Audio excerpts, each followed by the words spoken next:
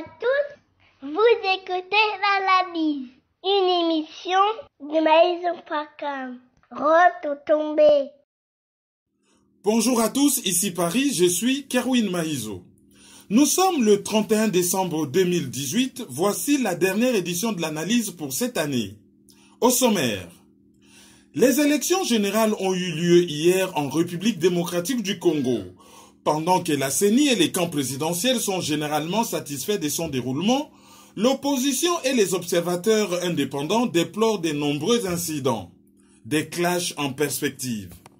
Batata ba maman bandeko, merci mingi na fidélité na bino na émission Oyo, bolandi biso mbula mobimba, banda toutaki janvier ti toyeko koma awa na suka ya mbula et avec beaucoup de chance, boko landa biso peut-être lisusu mbula oyo ekoya soki émission oyo ekozala kaka et toyebite forme nini ya sika émission ekoki kozwa. Alors édition ya lelo oyo ezali ya suka pona mbula oyo na ko saisir occasion oyo epesameli ngai pona ko présenter les bino ba vœux ya bonne fête, c'est-à-dire na lobina noté ba vœux pona 2018 wana 19 pardon wana to sala yango mais pona pokwa ya lelo ezali ke bo fêter malamu, ça dit bo tchaba na l'aise na yebike mitu ezali occupé déjà par situation en mboka et ensuite par l'actualité électorale. Oyo ezali ko occuper biso molimo makanisi tokolala tokolamuka tozali ko banza kaka yango makanisi telemeli biso po mboka ezali na situation ya bien te et mboka ezali mama na biso soki mama Congo azali malamu te biso bana pe tokoki kozala malamu te. Donc lelo na pokwa bo fete ndenge elongo bani bo lekisate na masanga ba oyo ba kozwa volant ba yeba que masanga ezali incompatible na volant soki bobimi na groupe oyo amelite nde muta kosimba volant soki azali na permis soki ayebi ko conduire et tango pe boko kende bisika boko kende kaka prudence oyebite ozali na nani oyebite nani akoki ko bebisela yo vert soki ozali mwasi zala pe mwa miso akofungama po bandeko mibali misusu intention ezalaka mwa malamu te eloko pe ya mabe ekoki kokota na vert et puis basakani na yo to mobali mutalingaka yote batie mo eloko olangwe okomi ridicule ba filmer ba sekio de toutes les façons milangwa ezalaka bien te pour la santé ko sepela mais yebaka que le plus grand projet na bomo ya moto ezali kotikala en vie wana ezali conseil oyo monseigneur Bokelale apesaka ngai mokolo nazali koya poto ayebisinga lobi le plus grand projet d'un jeune homme c'est de rester en vie.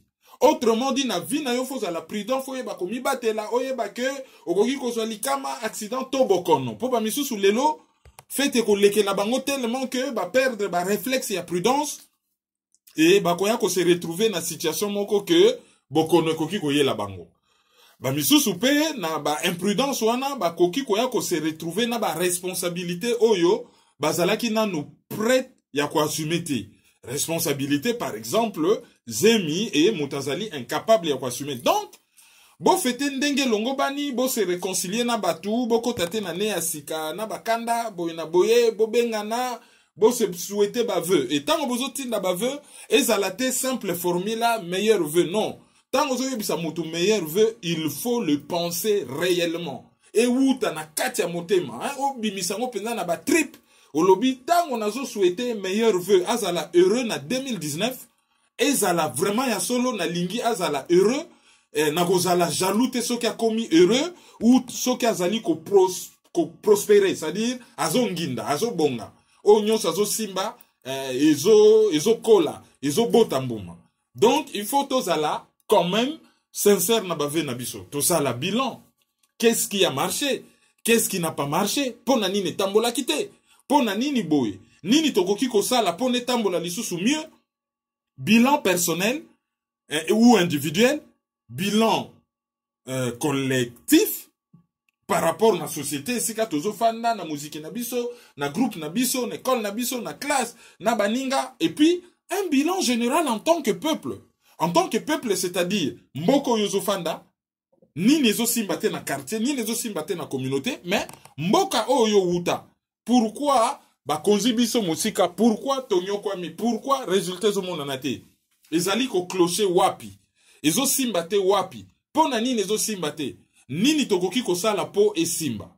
Voilà les quelques conseils oyo na koki ko risque ko pesa bino. Oyo aza na courage ko bimate, abimate, mboka ekomi mabe, esiko ya batu ebele, bon, kokende ko sepela, et des fois, batu misusu pe, bakoma ko profiter, na ba événement ya boye, po na ko lekisa agenda idéologique na bango, oyo, eye la kabiso, awa surtout na ba pays occidentaux, milelo, na milelo. Donc, soko koki, ko t'abstenir, ko bima, et que ko tala certains événements na télévision, et ko kipe ko zala, prudence, bien que, soke tangemela ki ke mukolono ya suka, ezali lelo, et ko zala lelo, même soko kimi yango. Ce soir, tango boko yo kanalizo yo, makanisi na ngai ezali ko kende na batu nyonso bakufeli, batu nyonso bazali maladi, batu nyonso bazange sika ya kolala, ba oyo bazali libanda, na malili, na moi, na nzala, na bitike, ba oyo bazali na pasi, ba pense na biso nyonso, lelo ezali epa na bino, pona ba oyo bazali bien, tokoye bisabango, bonne fête de fin d'année, et bokota 2018, na ba condition ya malamu, na esengo makasi, et que 2018 yango, ezali la bino, kitoko kolekalo, tokota, na actualité na biso ya lelo. Actualité na biso ya lelo, ezali actualité moko électorale. Hein? Tolobi kebe élection, esalamaki, lobi na République démocratique du Congo, ndenge seni a décidaki, c'est-à-dire, esalami na pays mobimba, sauf na circonscription électorale ya Beni, Beniville, Butembo, Butemboville, et puis Yumbi. Na région ya Mai-Ndombe, Beni, Butembo, ezali na Nord Kivu. Esalamaki ndenge nini, globalement, ezalaki catastrophique. Wana tozobeta masolo ya déroulé ya vote. Parce que élection ndenge na yebisaki bino, ezali processus. Élection batalaka yango avant, pendant et après. Na yebisaki bino avant que ça posait problème parce que loi électorale ezali respectée. Campagne électorale esalamite ndenge longobani ba empêcher batimisusu basa la campagne électorale conformément à la loi électorale. Fichier électoral ezali corrompu. Ezali na ba électeur oyo basa na ba empreinte digitale te, donc ba koki ko identifier bango malongate. C'est très difficile à identifier. Muto yo bazu ba empreinte digitale na yete. Ezali na ba doublon oyo ba longola kite. Ezali na batu oyo ba s'enregistraki na ba mikanda oyo ezali inapproprié pour na pièce d'identité. Pour na ko s'enregistrer na Congo ezali carte d'électeur. Alors to yebite miracle nini oyo batu misusu basalaki pour ba s'enregistrer, par exemple, je ne sais pas moi, na carte d'étudiant, par exemple. Donc ce total batu wana nyonso, ça fait plusieurs millions oyo bazali na non identifiable ou difficilement identifiable. Ba yebite bazali banani et bakoki ko constituer batu wana nyonso na kati ya fichier électoral, na kati ya ba liste ya ba électeur bato bakoki ko voter, bakoki ko salela ba kombo ya batu wana pona ko lekisa ba opération mafieuse du genre ko favoriser par exemple fraude. Wana il n'y a que ça déjà o tokoki ko tanga pona avant ba élection. Et déjà ndenge cour constitutionnelle les ali constituer, ndenge bâton dans le roue, c'est-à-dire que ceux qui pinezo baluka, il y a vélo yozo côte sans été zali pour nous freiner vélo. Alors toi qui remarqué que pouvoir au lieu à favoriser le processus électoral, on dirait azalaki ko telemena yango, azalaki ko freiner pour le processus électoral et salamate. Si koyo jour y a vote, tu remarqué nini? Tu remarqué déjà que na Congo ba intempérie ezalaka toujours source ya ko freiner makambo ebele. Et ça là qui ba bureau misusu ça là qui inondé, et ça là qui électricité ça là qui a kokata na par-ci par là, et bah tu vas travailler qui na ba condition moko difficile. Alors bah tu vas remarquer nini, l'Église catholique a remarqué selon rapport partiel oyo ezala qui publié na conférence de presse ezala qui tenue par Senko, entre autres par la bouche de la Benchole, bah documenta qui à peu près 1500 incidents. Bon, bah l'obité que l'incident on a, est-ce que ça a une influence sur le résultat de l'élection ou pas? mais ba remarquaki que ba bureau de vote misusu ezalaki na ba place moko interdite. Par exemple, nanda kwa mutu bureau de vote, na camp militaire bureau de vote, to na nganda ya Masanga. Début de boisson. Ba remarquer par exemple, bango na ba observateur misusu, que bon na ba bureau misusu, bazalaki ko benga na ba témoin, na ba bureau misusu, bazo recommandé, ba voter par exemple Shadari, yangwane bendaki ba incident dans une des villes, kuna na, pa na Rutshuru mais na Walungu, et salaki ke mutu oyo, azalaki ko senga ba voter Shadari, yemoko, ba yaki po na ba beta ye, policier a s'interposer, ba bomi policier et mutu wana ba bomi et après ba policier peut ba tirer dans la foule. Là, il y a minimum 2 morts et plusieurs blessés. C'est vraiment déplorable. Alors, ben incident monsieur ba remarquaki. Ba machine à voter, bango ba commandaki 105 000 machines à voter. Na maboko apparemment bazalaki nango 37 000 et sali ke ba bureau de vote mingi bazalaki pe na machine à voter na bango wana te oyo Joseph Kabila a changé langage a komi ko bengango machine à imprimer. Pour na kolobake ezali imprimante. Ba remarquaki par exemple que ba lobaki autonomie à batterie ezali soki à 11 heures, ba remarquaki na ba bureau misusu ke au bout de 2 heures batterie ya machine ezalaki déjà à plat. Lo bat nde tolobaka na anglais. Ba remarquaki lisusu eloko misusu ke ba technicien ba tchaki. Pona bazala ba technicien ya appui soki machine à voter et eu problème en réalité bazalaki na bango wana kaka pona ko changer machine à voter ke soki salite bango ba yena mususu ba tche ba programmer et puis machine fonctionner. Or ba machine ango pe ezalaki suffisante conséquence déjà jour ya vote ba supprimaki 1000 bureaux de vote sur 8000 na circonscription ya munene, je vais dire na ville ya Kinshasa pour yango ezali na ba circonscription électorale libellé. Donc le fait que ba supprimaki déjà 1000 bureaux de vote pour na déficit ya ba machine ezo leksa ke ba machine ezalaki beleti ezana bureau mususu responsable ya bureau de vote a bosani mot de passe à machine à voter mususu a bosani ba fongola nanda kunaye azongi ba bureau il fallait que fongoma na 6h30 ba mususu fongoma na 11h toki na TV5 bureau mususu fongoma ki nango na 17h. Conséquence lelo na tongo na édition ya tongo ya RFI un des correspondants ya RFI na Kinshasa lobby bati misusu baza ko continuer ko voter na tongo ba misusu bazali ko empêcher batu ba voter mais batu soki ba insister ba récupérer ba carte na bango mais ba oyo ba ye na sima tango basi ba récupérer ba carte moyen ba zo bango te. Donc il y a eu quand même beaucoup d'incidents et incident oyo ezali le plus grave ezali que na ba bureau misusu tango ba élection esili ba remarquer que ba PV ezali te na papier ezalaki imprimé en Afrique du Sud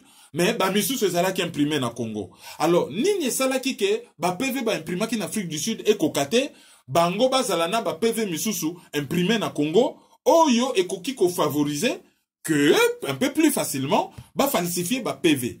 Alors seni azopesa explication moko pas claire et toko remarquer que bazo empêcher pe batu mingi ba parti politique ba observateur ba témoin na bango ba assister na dépouillement ba bengana ki batu misusu na ba bureau et ba sali yango seul ba sali par exemple le constat na ba bureau misusu machine à voter ezopesa chiffre misusu comptage manuel ezopesa chiffre misusu côté misusu neti na mai ndombe soki batu bazo voter ezobimisaka kombo ya Shadari ba incident aller batu ba panzi bureau ya vote et bimisi mobulu. Donc il y avait comme ça ba ka oyezo la kisake ezalaki d'élection moko chaotique. Alors pourquoi ezalaki chaotique? Est-ce que ezali incompétence ou ezali kao moko organisé? Ce qui totali bien ezobimaneti que ezali kao moko organisé batu wana bazali incompétenté ba yebio bazo sala bazali tout simplement même pas animé de mauvaise foi mais bazo dérouler plan moko parce que l'élection wana ezo gêner pouvoir ezali yango nim tezo sanctionner départ ya individu Joseph Kabila. Pourquoi on a précisé individu? Parce que normalement Batbazo visait départ il y a Joseph Kabila en tant que personne et en tant que système. À son lobby individu n'a loba déjà que l'élection et koki ko longo la Kabila mais longo li système terme on a employé le terme individu. O yengi ko loba na français mutu moko hein et ni mutu hein mutu ye mutu moko ye moko les alliés injure te pour bato sile ba boyoka individu a fingi or biso awa so bozo zela mafinga mafinga e wuta ba côté wuta biso éducation na biso et autorisaka biso te to finga bato donc bazali incompétent te ba yebi oyo bazo sala et bazo dérouler plan moko boye makambo salami ndenge bango bakanaki. Pourquoi? Parce que ils ont d'abord eu 5 ans pour organiser l'élection. Banda 2011, tu 2016. Dès que l'élection est sili, Moutakoti na pouvoir, ministère de l'Intérieur a bandi ko préparer l'élection et goya. Donc ils ont eu 5 ans. Bah prétendre que 5 ans là qui suffisant, bah détourner bambongo, bah violer loi budgétaire, mbongo nyo c'est ça qui destiné na l'élection. Bah tika la ko sa la monter pour na l'élection, allez, bah gagner na bango temps, bah yeko pesa bango glissement. Bah oh bah pesa ki bango glissement bah lobby, bah pesi glissement pour na ko éviter bain de sang. Mais ti lobby na ba bureau de vote, bain de sang et ça là qui ko continue. Et deuxième raison ezali bango ba kamati 2 ans pour na ko préparer ba élection, ba préparer yango bien. Donc ba zuineti 7 ans pour na ko préparer ba élection. Alors, malgré ces 7 ans, qu'est-ce que ba remarquer? Ba remarquer chaos. Ba élection chaotique. Alors, qu'est-ce qui va se passer? Débat et comme makasi na ba réseaux sociaux pour ceux qui battent si ko voter et l'autre battent zelaka, ezali dépouillement, comptage à ba voix, compilation et publication ba résultat. Battent komi cause la ba résultat. Alors, à la place des résultats, to tomber na surenchère ya ba chiffre. Ah, mutubo ya gagné. To moni na ba réseaux sociaux, ba PV nyonso ya moniato na ya lokuta et bimi. Ah, mutubo ya gagné. Ah, mutubo ya perdre. Bokomona. Alors, faisons un état de lieu. Il y a opération, il y a déroulement, il y a dépouillement, il y a scrutin.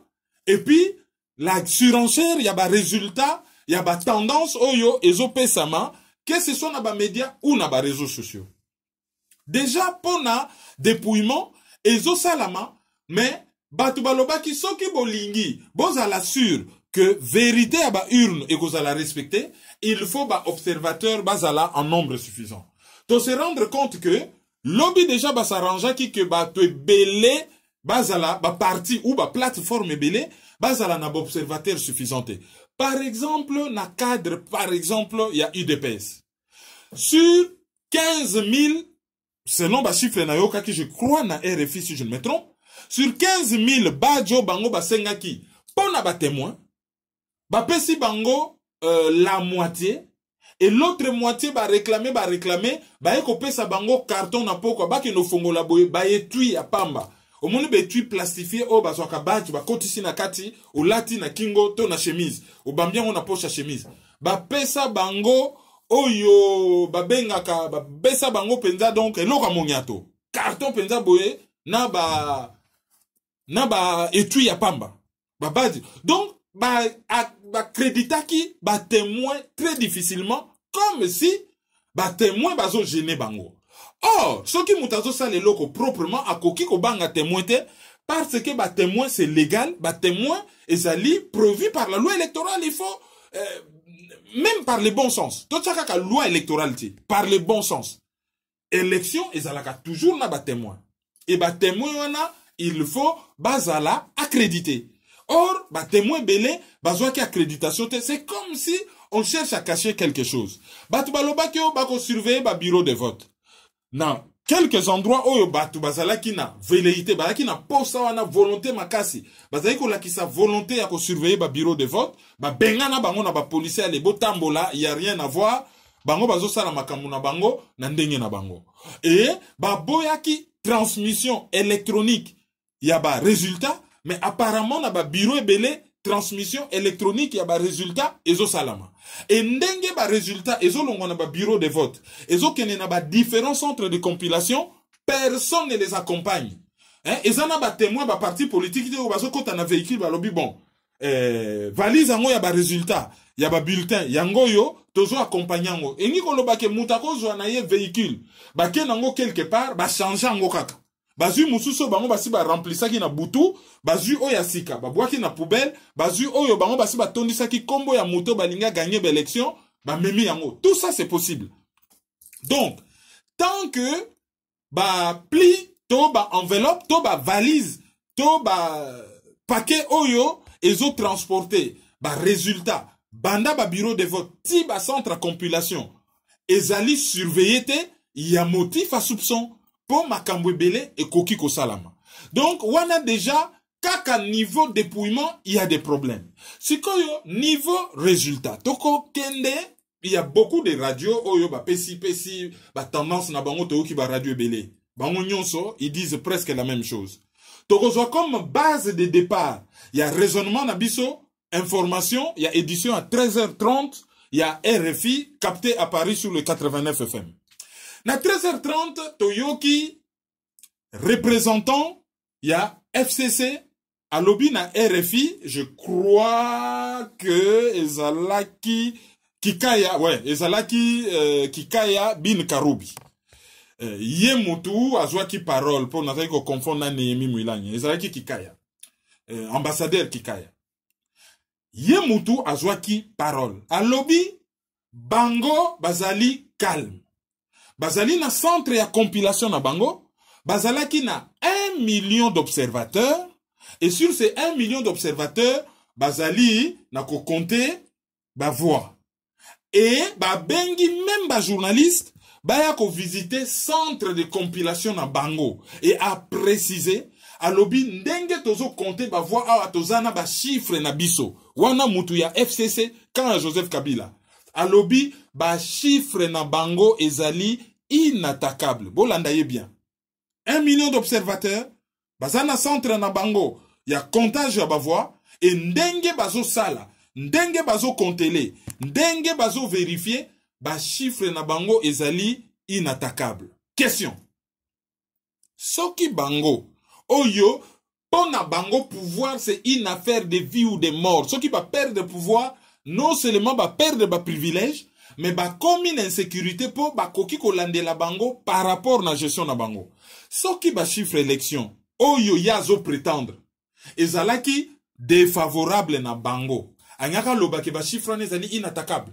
To supposer que bon, selon ye, na ba résultat na bango, ba moni bon, Félix Tshisekedi, Yves Mpunga, to pasteur Théodore Ngoyi, to maman Marie-José Ikofu, to Martin Fayoulou, azali gagnant. Allez, bango, oui, tozo compter awa. Vraiment, ba chiffre biso toko pesa, ezali inattaquable. Ce qui ba lobi ezali inattaquable, donc baza ko s'adresser pe na bango, que ce qui Fayoulou abimi, ce qui Seth Kikuni abimi, ce qui Yves Mpunga abimi, ba chiffre wana ezali inattaquable, bango ba ko protester te. Ce ko landi ba propos na ye, sous-entendu ezali loko les ali Ramazani muta gagné, et que biso tozaki na 1 million d'observateurs, et que centre na biso compilation ezali performant, ezali na ba compétence, ezo sala musala ndenge longo bani. D'ailleurs, to fongoli yango ba journaliste ba kotala, muto oyo akotelemela victoire ya Shadari yazali ndoki, c'est-à-dire victoire ya Shadari yazali inattaquable. Mais en tout cas, en filigrane, c'est comme ça que ces propos doivent être perçus. À moins que bako c'est la biso que to sale lié procès d'intention, or biso toke na raisonnement logique par rapport na ba propos na ye oyo toyokaki na RFI et tel que ça a été présenté. Totika ye wana. Tokende epaya Vital Kamerhe toujours sur RFI. Vital Kamerhe a lobby, ngana lobby te RFI a lobby, po batimisu ba okaka bien te. Bango ba lobby na RFI. Na lobby te ke RFI muta lobby, mais bango ne batu ba lobby. Vital Kamerhe a lobby, bazali na centre compilation, bazo travailler makasi, bazo vérifier ba voix, bazo compter, bazo sala, musala. Et que, à l'état actuel, il y a ba compilation na bango, place au bango ba komi na ba compilation, selon déjà nombre ba voix oyo bango ba revérifier, bon la nanga yi bien, ezali Shadari te muta gagné. Alors, bité que, ezali Félix Tshisekedi, pas ezali directeur de campagne à Félix Tshisekedi.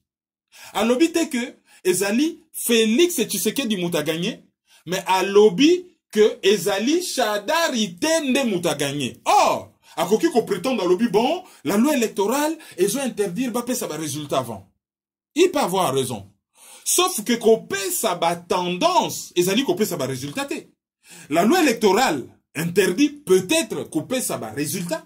et non ko sala ba projection sur ba tendance ndenge ezo évoluer. Kolobake, pour le moment, Moututel Moutazali en tête, et yi kolobate ke ba pesi ba résultat que Moututel a gagné na 48%. Balobi kaka Moututel azali en tête, bazo pesa ba tendance au fur et à mesure il y a dépouillement. Or, ndenge to yebeli Vital Kamerhe. Et ton raisonner kaka na ndenge a bon sens. Bozali na compétition. Objectif na bino ezali bo gagner. Mais ceux qui bo gagner bo zala kutu fier ya kowela kolobake, selon ba tendance ndenge tozo compter awa, d'ailleurs mutu na biso azali boso wa, mutu na biso azali boso. Ndenge tozo compter awa. Mais le fait que à lobby selon ba résultat oyo biso toza nango, en tout cas ezali Shadari te muta gagner. Mais à préciser te nana gagner, on peut déduire, ezali déduction, que Mouta gagné, ezali Félix Tshisekedi te, il y a de fortes chances que ça la fayoulou. Parce que ça qui Félix Tshisekedi, alignaki à tenir peut-être ma propos misusu. Que bon, Mouta gagné, ezali déjà Shadari te. Tozo continuer ko compter et compétition ezali ko beta masikoyo entre biso na fayoulou. Asuki wana, pour ne pas tomber sous le coup de la loi que bon, y est après ça qui va résultat. Tout comme à loba lobby, ayebi français diplomatique, ayebi langage politique, ayebi même la langue de bois auto souhaitakate. À loba penda que, pour le moment, ndenge tozo sala ba compilation na biso, tozali satisfait na tendance ndenge makambozo kende. Sans qu'on précise ce qui va gagner ou pas, à lobby en gote, ce qui totali en filigrane, message subliminal, message moke bombani nase, ezo le kawana, ezali on dirait Vital Kamerhe, azali na kondima indirectement, que non seulement Shadari a gagné te, wana ndimi tout directement, mais Félix pas gagné te, donc, Moutoumousous a gagné en dehors, il y a Shadari na Félix, et il y a de fortes chances que ezala Martin Fayoulou. Si quand tokei chez Martin Fayoulou, Yemoko a sali ba déclaration, pas son directeur de campagne, parce que Félix, lorsqu'il ouvre Félix Tshisekedi, pardon, lorsqu'il ouvre sa bouche, ezali pona salaka ba bourde de communication, apparemment, Kamerhe penda à tenir sikoyo, azo loba loba, toujours na place na ye, bazo chayesima. De l'autre côté, ce n'est pas Pierre Lumbi qui parle, mais c'est lui-même Martin Fayoulou qui parle. Martin Fayoulou a lobby, que moussale ezo sala. Bazo compter, bazo surveiller, bazo compiler.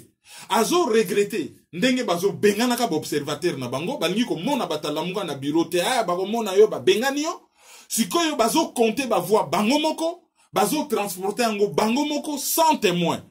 Azo mettre Corneille Nanga en garde contre Oyo et Koki Koya. Et RFI Sikoy a précisé, là ce n'est plus Fayoulou qui parle, mais c'est le journaliste de RFI qui précise, à lobby, ezali menace moko à peine voilée. Donc, azo menacé seni, que, awa bozo benganabiso. C'est comme ça qu'il faut comprendre les choses, nazana ko expliquer, nazana ko rappeler ba phrase naye, mota mote nazana ko expliquer. Ezo bimake, awa bo bengani biso. Awa bozo compter ba voix binomoko. Awa bozo memango na centre à compilation binomoko. Ce qui bo meki ko yiba biso résultat et ko yinda. Ce qui bo yibi biso élection et ko yinda. C'est à peu près comme ça qu'il faut percevoir les choses. Si koyo to pousser raisonnement un peu musika. Match betama entre Martin Fayoulou Madidi, Félix Tshisekedi Chilombo, Emmanuel Shadari Ramazani. Moko azali pour un front commun pour le Congo, donc quand il y a PPRD, quand il y a AFDEL, donc quand il y a Kabila. Moussousou azali pour na cash, Oyo ezali tandem constitué par le tandem UDPS-UNC, Félix Tshisekedi Vital Kamerhe. Donc cap pour les changements, cap ezali direction, mettre les cap, direction. Direction, il y a changement. Bazota là, nanzela, il y a changement. Cap ezali, direction, et loko il laksaka nzela. Nzelo yozo kende. Donc, cache ni koloba, plateforme yo, ezali komemabatu, onzela, il y a changement. Cache. Bamisusu, bazali na lamuka. Autrement dit, peuple congolais, azalaki kolala, bazo kamata yemboka, alors, a lamuka, a bundapo na badroa na ye, et bakende, li boso ya Martin Fayoulou. raisonnement oyo tozo mené ezali nini. Ezali que le 6 janvier, tango bako publier ba résultat. Première hypothèse. Ba publié par la CENI, Ramazani Shadari gagnant l'élection présidentielle. Quand il y a FCC, ba lobby, oui, yango wana ba résultat, de toutes les façons, nyon so CENI azo ndima, azo loba, bango bazo applaudir. Parce que CENI azali allié na bango objectif. Hein? Azali allié na bango objectif. Ba résultat on est favorisé bango, bango ba sepeli, bandimi, et quand il y a Martin Fayoulou, na ya Félix Tshisekedi, ba protester, ba boyi.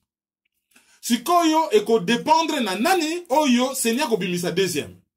Ce qui Seni a bimisi Fayoulou deuxième, donc quand il y a Fayoulou ba golobake, bango bat baganga ki ba élection, mais Seni na Shadari ba yibi bango ba élection. Bango nde batu fo bazala, à l'avant-garde, vent debout, pona, ko réclamer vérité des urnes. Sikoyo, hypothèse kozala, est-ce que Félix Tshisekedi a kolanda bango, pona ko soutenir bango que oui, victime, il y a fraude électorale, principale, les bino po bino batifele bozana victoire, lokola babimisi Ramazani bino bozali ba victime, donc biso tozo kote la bino to sangana to combattre bango ensemble. Ça c'est une question. Et soka kosala yango, ça sera sous quelles conditions? Est-ce que bakosala ba tractation na ndenga robomba na oh bon biso tozo appuyer bino l'air bozo luka vérité des urnes soke simbi bota la ba poste nini biso to lingi bota la programme na biso bokozwa boy. Ça c'est déjà une hypothèse. Bien entendu, dans Yamakasi et Kozala, réaction en population. Population bimi en masse qui nous voté. Processus électoral ezali biaisé. Ba libéra Kamboko ezali occupé par l'élection. Mais population dépassée, sans perspective, conduite par une élite sans vision, azali tellement désespéré que Moutuso Kazo Dindana Maye ata posonguba, azali prêt à djembela pour na se sauver. Alors, population comme on a naye que loko la perspective moussou ezalité. Bazo mona te eloko moko musika, bazo mona perspective. Oyo yo mona kasozo ta la musique eloko ni ozo mona kuna liboso, oyo ko la kisonzela. Loko la perspective moussou ezalité. Bazali réduit à koloba to djembela na biso ata na élection et koki koza la solution. Et il faut qu'on signale du sous comportement moko population congolaise a commis nango. Et ça dit que abaye tellement régime ya Kabila que a commis na tendance ya rejet na défi vis-à-vis na régime. On a ça dit ce qui régime a lobby rouge, population fa loba bleu nanko. Ce qui régime a lobby bleu, population fa loba jaune nanko. Batu bazo kende plein na élection. Bazo kende plein parce que pouvoir liboso na nou azo boya élection population alingi ba élection. Donc toujours contradiction. Bino boboy élection biso to lingi yango et to kobunda pona yango. Tango sikoyo pouvoir alingi ba élection mais au rabais population balamoko a commis kolinga yango makasi po ayebi que ba élection oyo et salami na ndenge ya malonga ezo gêner pouvoir. Tango pouvoir ayena Ramazani comme dauphin, population a se jeté chez Fayoulou. Pas parce qu'il a le meilleur programme. D'ailleurs, bango nyonso na campagne électorale, programme malonga ezalité. Ezalaki masolo blablabla. Population za ko s'adhérer ni na Fayoulou, ni na Félix Tshisekedi te po John. Baza ko s'adhérer na bango te par rapport à leur programme. Mais baza ko s'adhérer na bango déjà po bazali ba na mboka et par rejet pona quand il y a Joseph Kabila. Alors population a ko revendiquer l'élection na yé. Oyo a zeli yango pendant 2 ans. Oyo a tcheli yango espoir que à défaut ya koya na alternative et koya ne fût-ce que na alternance. Selon la population azo kanisa, c'est là sans tenir déjà compte na ba manœuvre ya pouvoir pour na organiser ba élection té. Donc engouement général wanezo salama que population a koki ko tomboka pona a revendiquer victoire ya muto yazo kanisa ke a gagnaki ba élection. Siko nyonso ko dépendre na attitude ya muto a gagnaki ba élection. Est-ce que akosala neti Etienne Tshisekedi oya yebisa ki peuple congolais bala la pongia ba bébé to ako yebisa batu réellement lobi bon sikoyo lelo nde lelo il faut ko bima ko teleme la batuana et qu'on en finisse parce que classe politique congolaise oyo bazali ba opposant d'accompagnement opposant muzungu anasema ba koma na bango na ba raison pour ne pas prendre leurs responsabilités. Leur peuple meurt, leur peuple périt. Il y a la maison brûle. Au lieu bazwa ba responsabilité na bango, yako boma moto, yako récupérer ndaku bango bazo banga. Soki to sali boy, communauté internationale a condamné bisoté. Soki to lobby boy, est-ce que bako mona biso ba xénophobe te? Oui, mais mupaya ye azo yibe pa na yo, soki na bengani ye bako lobanga na lingaka ba payate. Oui. Mupaya soka ye pa na yo vrai mupaya ye aye yo zali hospitalier ko yamba ye. Mais soki mupaya ye na mbeli aboma yo ko se défendre. Soko za ko se défendre ezali droit na yo légitime et combat na yo ezali juste. Okoki ko banga teke ba benga yo xénophobe pour nos alliés par exemple ko lutter contre une invasion extérieure. Bango babangaka. Bango babangaka o tozo banga ce pays. Oh. Soko za na raison na yo bimisi penda population comme il se doit na nzela avec un discours clair sans embâche lelo yo soki bako silisa biso ba silisa mutako zonga na ndako te libanda batu wana libanda population ko bima soki ce pays afongoli mbanga tango population abimia bengani batu wana population basali bloc première mesure bolongwa na ce pays wana ata soki kolongwa ça prend effet après. Ata soki bako juger bino na makambo bosala ki avant bolongwa. Une fois na pouvoir, mutu nyonso azo ningana na ce pays nyonso occidental bangi ba fongola mbanga Belgique. Bino bako lexa bino na ce pays. Bon. Biso to kufi ba million bino bozo be la masolo ce pays. OK, première sanction, Bruxelles Airlines, plus jamais awa ambassadeur na bino dehors. Allez, société telle, à France, bongi boloba, minerai, plus question. Pétrole, Bossana, cobalt, Bossana, uranium, Bossana. Air France, plus jamais na kin. Orange dehors. Oromon na ndenge bako changer, makaero comment boya to solo na malembe, to bossane loka ce pays wana. Mais bah dirigeants ils ne sont pas dignes de ce. Je donne juste un exemple comme ça, bon, c'est des exemples d'école. Na yebi que c'est pas de manière aussi vulgaire, aussi simple que makambo le kaka. Mais dans l'émission Moko ya Mukuse ya Lingala où on va être au niveau de tout le monde, on fait simple pour ne comprendre comment les choses se déroulent. C'est-à-dire dirigeants ya ligi mboka na yebi ke mboka na yezali victime. L'air ndako ezozika yoko banga teke soki na keko zo mai bien so ya voisin nazo bomela moto yako belelanga muyibi ayibi so non le bat bako yolobite ndako ezako pela na defa ki so na ye na makasi na bomana no moto. Si on a si na bomi moto na zongi so na ye, où est le problème? Alingis qu'on a foutu so na ye, mais bino ndako ezozika ote nasa na sote po na kobwaka zelo kuna, mais bongo mutso te nazo banga so ya voisin sinon te songa na ke kosenga ya kopesa te mais songa mo na zongo po na boma moto akobenga nga muyibi. Ça ne tient pas la route. Les dirigeants, les politiques congolais ne sont pas à la hauteur des enjeux. Bah, dirigeants occidentaux, meka, violation des droits de l'homme, vous rappelez, l'air Kabila a violé les droits de l'homme, vous avez participer, allez, vous menacez bango publiquement, vous avez plainte na bambo kanabino. Meka aux États-Unis, vous déposer plainte na tribunal à New York, jugé kaba génocide. Ils ont jugé dossier Allemagne contre ba Herero na Mozambique, na Namibie. Nyonsa meka, lobby nini, on dépose une plainte à New York. Ayo na Canada ngoloba. Ah bon? OK. Ozala na plainte moko déjà na Toronto, okoyoka. Po bango même ceux qui plainte ko aboutir te. Le moment kaka ke kombo na ye komi associé publiquement ba média na bango pour ceux qui plainte tomber pas na bango ba média na bango. Ba ko lobela yango pas parce que ils adorent le peuple congolais, mais ba ko lobela yango parce que un des dirigeants de leur pays se retrouve devant la justice de leur pays qui les respectent et qui les craignent. Et comme information. Et population, opinion publique, nous sommes dirigeants songolo. Nzokande, akenda kosala makamba kobal, tukuna en Afrique, batu bakufa kaboye, talakutu ba déposer les plaintes awa.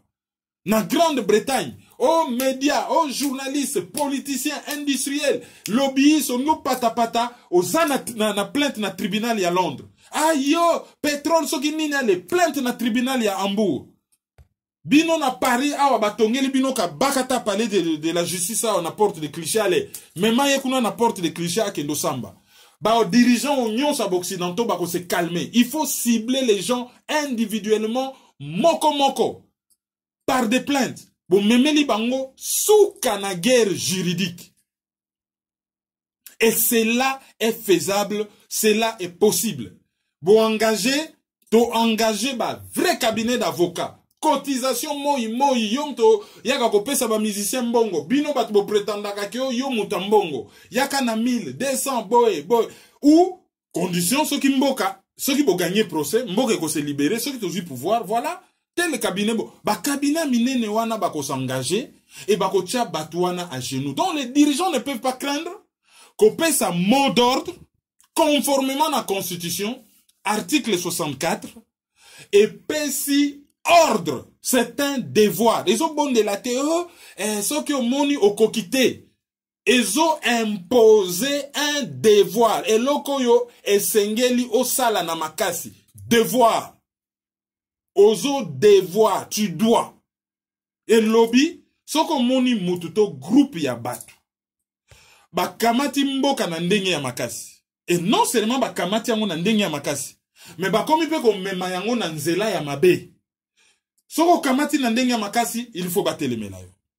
Même soko kamati on na ndenge ya malamu, mais ba remarquer que okomi ko mema yango na nzela ya mabe, il faut battre les mélayo. Article 64.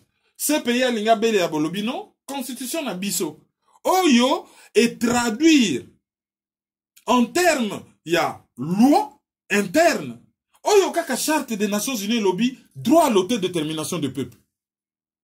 Cour internationale de justice, ils ont battu là, charte des Nations Unies, respect na yango, ceux qui battent remarquer que, par exemple, il y a des conflits, où ils ont impliqué deux pays par rapport au droit international, bah que na cour wana, biso to appliqué kaka mibeko.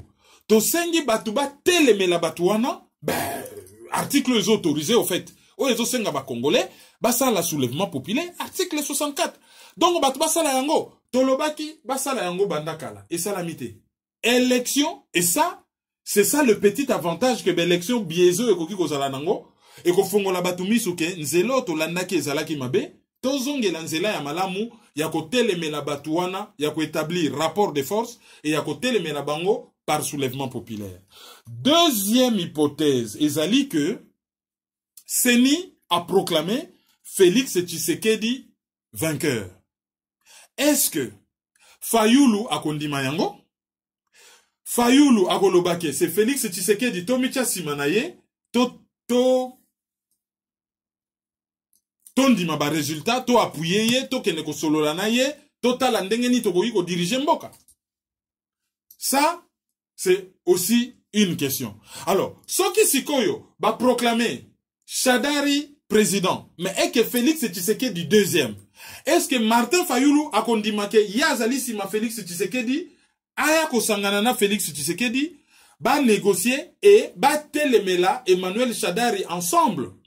Ça aussi, c'est une question. Mais, hypothèse moussou sezali que ba proclamer Shadari président.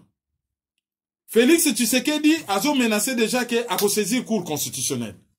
Baki yango, soki que contestation ezali, bango ba okena cour constitutionnelle. Baké na cour constitutionnelle et cour constitutionnelle a proclamé quand même Shadari président. Première hypothèse. Bagosa la nini. Mais ce qui cour constitutionnelle a décidé à lobby à annuler l'élection. Constitution et lobby, le président actuel reste en place jusqu'à l'installation effective du président élu. C'est-à-dire, tant que l'élection est annulée, Kabila Tikal n'est en place. Oh bon, Lukalara, une année, 2 ans, ceux qui m'ont coquille sous 700 millions de dollars, tu as organisé l'élection comme ça, yé, à côté, kangwende na yé, kakana maboko, ya mutu oyo, azali élu parce que yazo chauffele yé kiti, en attendant installation na yé effective. C'est ce qu'ils vont prétendre. Donc il n'est pas exclu que bon, boké na cour constitutionnelle, oh ezali aux ordres ba annuler na bango élection. Bapaya, o babengaka communauté internationale, ba ane loka kolobate, parce que bapesa ki na bango mbongo te, boya ki kozwa mbongo na bango, boya ki kozwa logistique na bango, oyebsa bango, bozala dehors. Bopesa ki mbongo te, ni avion, ni kiti, ni ebonga, ni papier bozala dehors. L'élection ezali annulé, toza na mbongo muke, toza na besoin ya 2 ans pour na kosangisa lisusu mbongo, to bandela, et en attendant, Kabila reste. Ou soke yindi, pour na calmer ba tension, Cour constitutionnelle a annulé l'élection, Kabila reste, et lokola ba yebi ba faiblesse ya ba opposant, oyo ba misusu bazali corrompu, ba misusu bazali compromis, ba bengi bango ba lobby gouvernement d'union nationale. Boya tosangana, unité, allez, boya kofanda ensemble, bo gérer transition ensemble. Parce que les baroyeb sa Joseph Kabila a longwa, bacha une personnalité à société civile. Par exemple, le cardinal Monsengo, par exemple, le docteur Mukwege, bango, bakokipe koboya. Donc ça aussi, c'est une des hypothèses. Alors, si quand il y a l'occasion les canaux surenchères, ba chiffres zali, ba chiffres ya lokuta plein na internet au monde bakosi radio Kapi lobaki, eza lokuta. RFI lobaki eza lokuta. Ba chiffres nyos bozo mo na internet ezali ba fantasy. Batu bazo sala, batu bazo préparer ba mentalité ya bazo préparer ba esprit ya batu pardon, batu bazo sala et batu bazo sala de l'autosuggestion, ba misusu bazo sala politique ya autruche et la guerre se poursuit na niveau ya ba réseaux sociaux. Alors ba ministre yo gouvernement et prétendant ki ka eko kat internet était comme par hasard. Au lieu ba kat internet, ba kat internet était mais ba réduire débit et ba bloquer ba photo ba nini ba vidéo et ko lekate. C'est-à-dire mutu nyonso azali na bureau de vote. Oyo a photographier PV, oyo a scanner PV, oyo a filmer mutuna ba carte de lecteur, oyo a filmer mutuna machine à voter na ndako, moyen atinda ba photo wana libanda te, moyen atinda yango te. Par exemple chez ba observateur ba réduire débit à internet. Bato bazane logo ko bomba te. Et logo nini ko générer bango bato ba kamata batinda ba vidéo batinda ba photo. Bon moni direction zo kende. To yebisa kibino suka alilako chika. Sikoyo na ba hypothèse wana nyonso. To tie hypothèse ya Ramazani à part. Oyo ezali continuité ya Kabili, c'est-à-dire milelo na milelo et contestation na contestation. Poye azali tributaire ya bilan catastrophique ya Joseph Kabila. Yemo Joseph Kabila a trouvé que bilan na yezali bien, mais bilan na c'est simple. So ba tout niende tozo mona ba yiba manipuler, oh dette diminuée, inflation diminuée, PIB mati, budget mati. Là n'est pas le problème. Dette diminuée, bon, il y a eu le programme PPTE, oh il réduit ça ba dette ba pays yo, balandaka mibeko, il y a oh balandaka Mibeko, il y a FMI. Bon, naebi que papa Chichimbi asala na FMI, azali na Washington, na Zolanda, tant on a lobby, FMI, automatiquement on a pensé na ye façon rolobake, balandaki programme, il y a ajustement structurel, Oyo, FMI, a proposé là qui ba état, soko remplir un certain nombre de critères, ba koki ko faire bénéficier na initiative, il y a pays pauvres très endettés pour na réduire ba dette na yo et que RDC est bénéficiaire qui nango.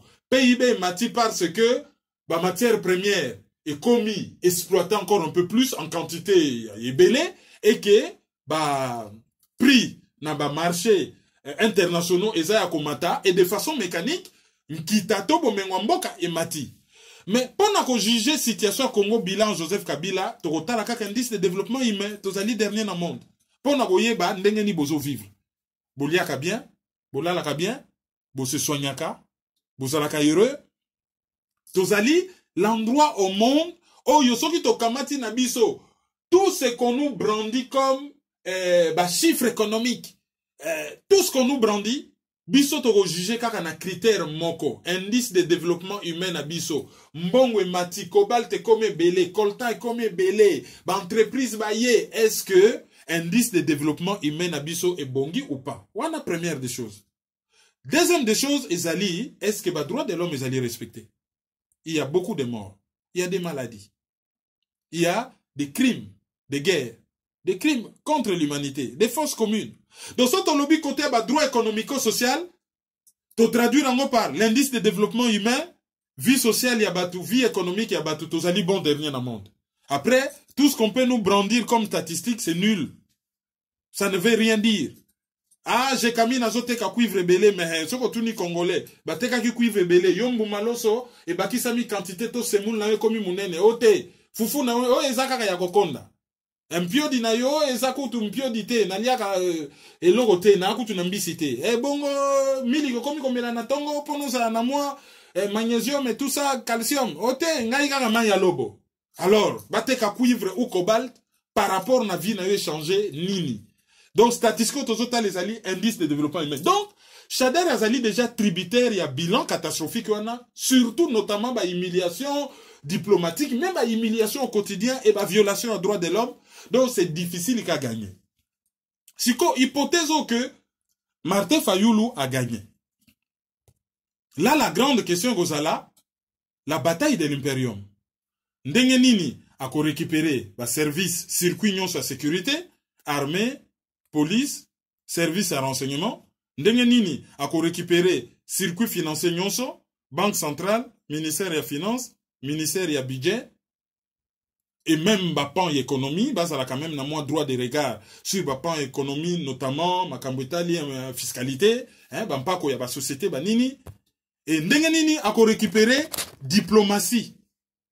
Diplomatie nyonso, yangonde bat bazali lokola, batoyo, bazali, koteka, image ya malamu ya mboka na libanda. Et oh, bazali ko défendre mboka na libanda. Comment Martin Fayoulou va faire demain pour récupérer Imperium? Pour azalate un président de Pakoti, un président Bwana. C'est ça la grande question. D'autant plus que Martin Fayoulou a un deuxième handicap. Il ko signé l'accord à Genève que akosala na yeka à 2 ans. Donc oyo koti le temps que tu vas récupérer armée, police, ceux qui n'ont nini au bout il y a 2 ans au démissionné. Malgré que bateau va voter que va pesa que 5 ans, yo démissionné pour na nini ote, pour na yo kanaki na bateau bazana simananga, Jean-Pierre Bemba, na Félix na Martin pardon, Moïse Katumbi que na kosala kaka 2 ans. Comme ça, on a organisé l'élection, bango mi balé, va participer, pour bango pe baza na posa, ya ko gérer mbok. Donc, à ça, déjà, on a problème. Ya ko récupérer Imperium auprès yaba.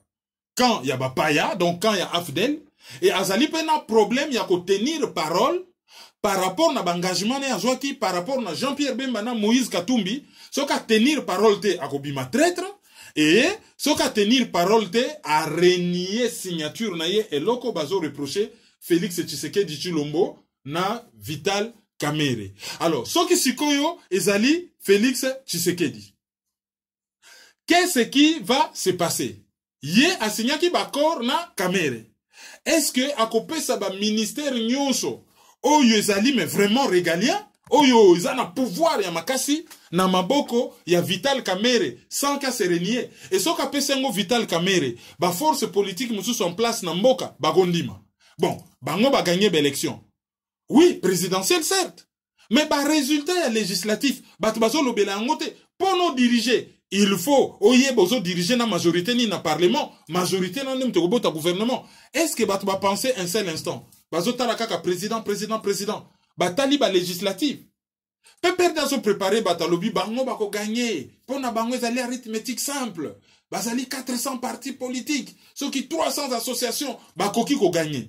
Et non seulement ça, bazo sala tout, bazala na majorité absolue na parlement, que mouto yo a ko se retrouver président, bakoki même ko impressier, c'est-à-dire que bakoki ko signaler gouvernement motion moko ya défiance na parlement, quoi ici gouvernement ti président a peut-être obligé à dissoudre le parlement, à bander la élection, et tokoki ko kende et provoquer clash que l'institution s'effondrer et yemoko par exemple le président à se sentir dans l'obligation à remettre un mandat naïe en jeu. Donc wana pezali hypothèse oyo il faut batu batala. Donc toke kaka na ba hypothèse parce que tona ba information pas encore fiable hein, ils ont en désordre compte goutte ba rumeur oya lobby boye oya démentir oya sali boye tokei en termes d'hypothèse, toyebi que ezali mokolo ya fête, mais bon, là tellement mboka na bino, et comme ça, on a toujours à Noël,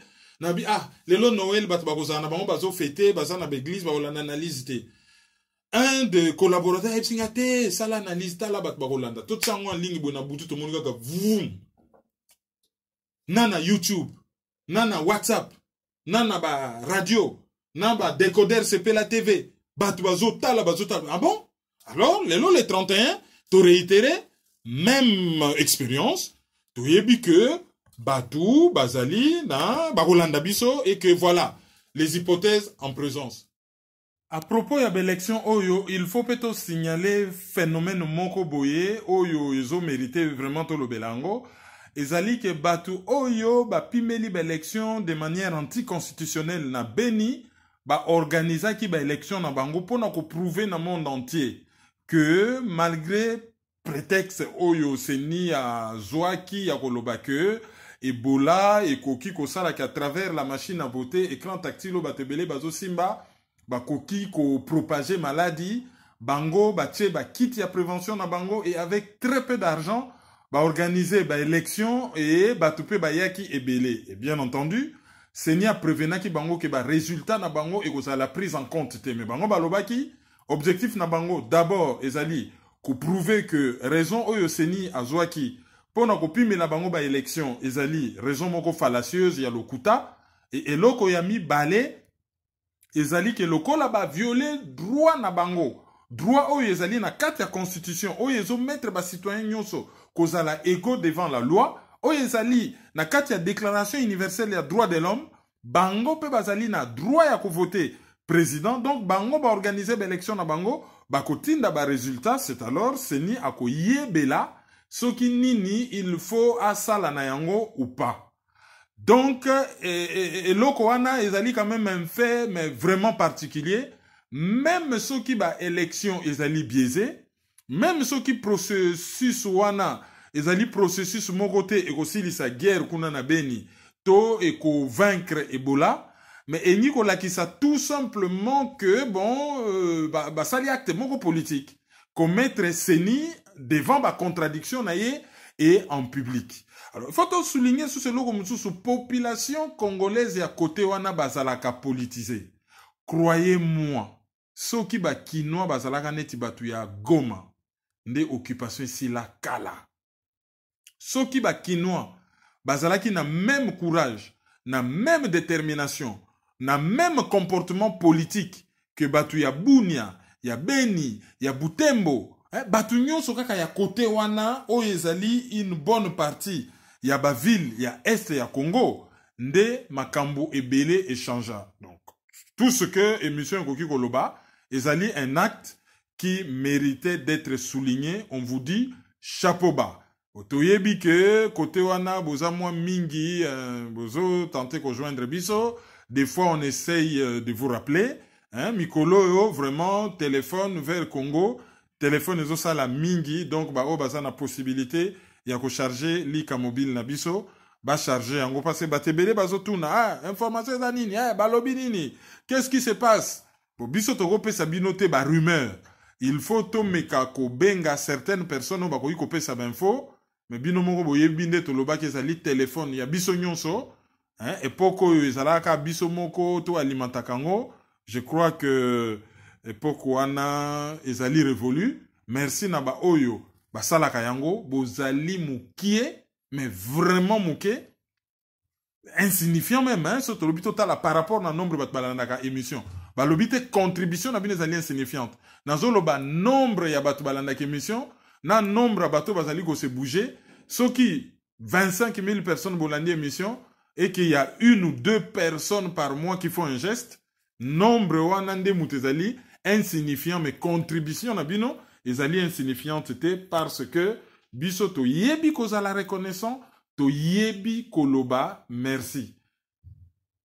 Voilà, ceci dit tozo poursuivre analyse pour na clôturer d'ailleurs. Bon biso quand même bazwa ki biso mikolo tozali na édition nyonso ya Wadr West African Democratic Radio. Non, West African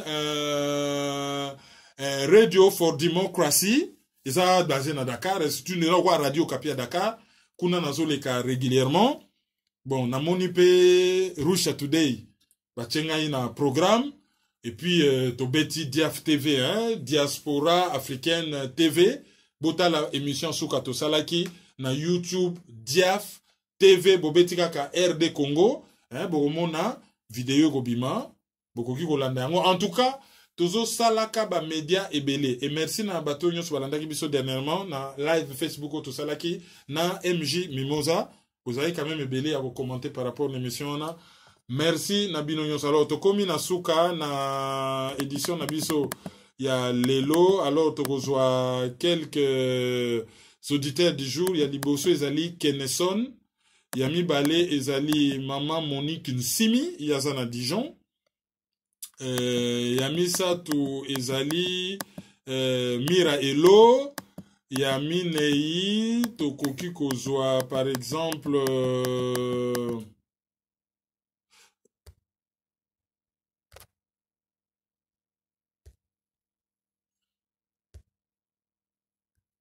Maseo Ngwayi, tokoki pe kozwa David Mpembele Nzongo, ou par exemple Yoyo NN, Tokosuki Sana, Marthe Kayumba, et puis Evelyne Anono. Alors, merci Nabino Nyonso pour na fidélité Nabino na forum, au bozo débattre. Et dans la batebele, bazako se plaindre. Ah, ngai, auditeur fidèle, plus que fidèle. Ndenge nini, botangi ngai te. Non, boza la patient, émission Zali Nano, Tokotanga pe, bamisus. Par exemple, Magique Kev, hein, Yépe, bon voilà, Azali fidèle. Bravo pour la fidélité na yo. Donc, boza nabino patient, ça viendra. Hein? Ça viendra. Boza la patient. Alors, tokope sabino ba coordonner à site. Pour na ba oyo, ba lingi, ko soutenir site oyo, PayPal nabiso zali maizo, @hotmail.com. WhatsApp nabiso zali 0033 763 55 38 46. Téléphone 0033, area code ya France, 758 469 414. Like à mobile ya France pour naba oyo balingi ko charger on ba unité. Chaîne YouTube, vous abonnez, vous allez sur 13 000 allez. Il faut to comme 15 000 noki noki, hein? Vous abonnez et allez nango gratuit, cliquez kaka subscribe ou s'abonner en rouge. Si vous allez na boîte Gmail, ben c'est bon. Si vous analyse côté en ligne tinelium baramoko SMS est signalé yo. Chaîne YouTube Nabiso Zali, Kerwin Maizo, bo signaler yango na batu. Site Nabiso Zali maizo.com, et zala qui est un peu en maintenance et tout ça. Bon, beaucoup retrouver peut-être le lobby ou dans 2 jours. Et puis, beaucoup kenena, groupe Nabiso à Facebook et Zali, les amis de kerwinmaizo.com, les panafricains. Page Facebook Nabiso Zali, Kerwin Maizo, les panafricains. Facebook Nabiso privé Zali, Kerwin Maizo. Bolanda Kabiso na Congo Éveil Radio na New York, ils ont une application, la radio n'est pas mambébélé. Bobetaka Congo Éveil Radio na Google, bokei, boko yoka ba musique ya kala ya bien, mais surtout na makambo combat, ils allaient à l'avant-garde. Bokende kuna. Bokende na décodeur CV la TV, bogota la 600 chaînes. 600. Ba match, ba nini, foot, ba chaîne ya mboka, ya poto. CP la TV, canal 199, analyse les kakawana 24/24. Soki sili ba tche publicité ba bandeli. Tibutu. Ego longwa kaka soki ya sike koti, longoli ya kala ya sike koti. Bokene na débriefing Média Channel. Kuna ba article midele na midele. Cuisine, mode, nouvelles technologies, politique. Bozo koutabement débriefing. Ezo débriefé. Et ezo décrypté. Bokende kuna.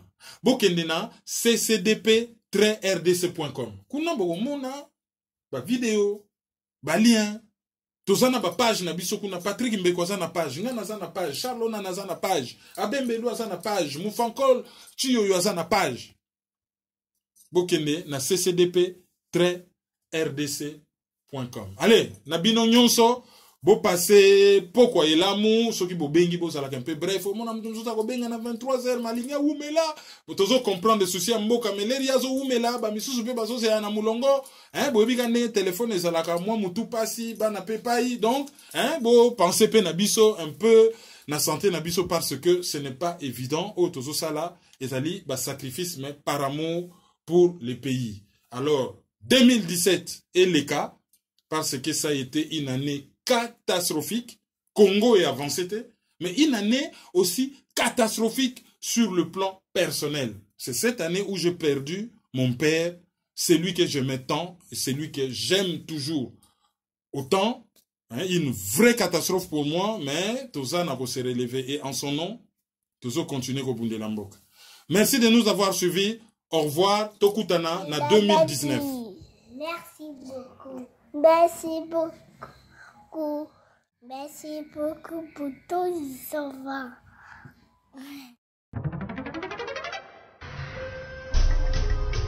Yo, petit à petit, Kerwin implique Banakin.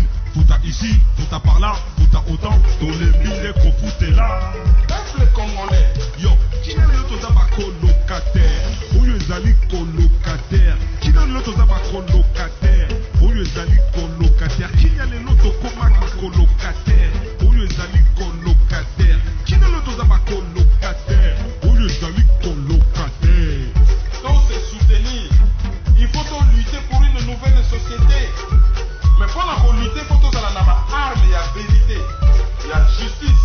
Tontika le puta, tontika l'hypocrisie.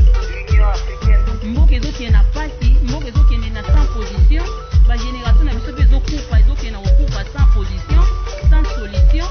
Mais nous vivons dans les pays un temps de confusion, d'obscurité, de désespoir. Mais nous savons qu'au plus profond de la nuit, l'aurore pointe déjà à l'horizon. Analyse sur la liste.